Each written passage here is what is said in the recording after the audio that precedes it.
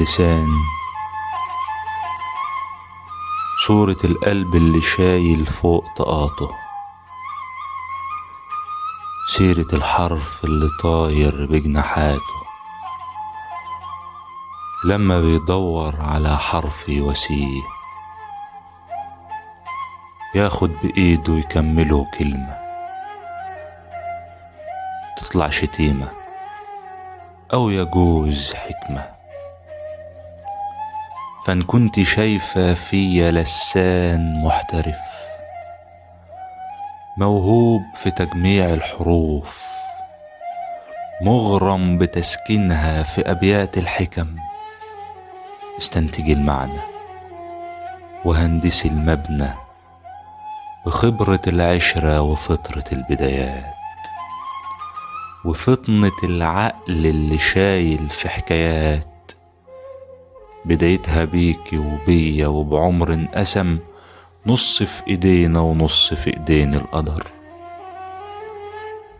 يا نسمة العمر المشمس، يا مورقة الوردات ومعقدة الرقبات بحبات الندى،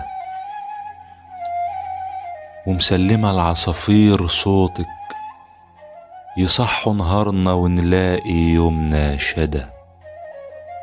مين اللي طلقك في المدى من غير خبر، من غير قمر، مرسال سهر من عين مبيضها العمى، ولا اللقا أرزاق ومتقسمة وانتي بين البنات متمريمة شايلة الخلاص من جوه صمت بليغ، شايلة الخلاص المش إله ولا نبي لكنه على مصلب غبي، مصلب عنيد مش من حديد ولا خشب، من كل عادة ورثوها لنا الجدود، جوه وطن مليان حدود، حتى النفس والنظرة والأحلام بقى ليها سقف، إلا العروش حتى الرتوش على الكلام اللي ما بينا كانت حدود للقرب وبراح المشاعر.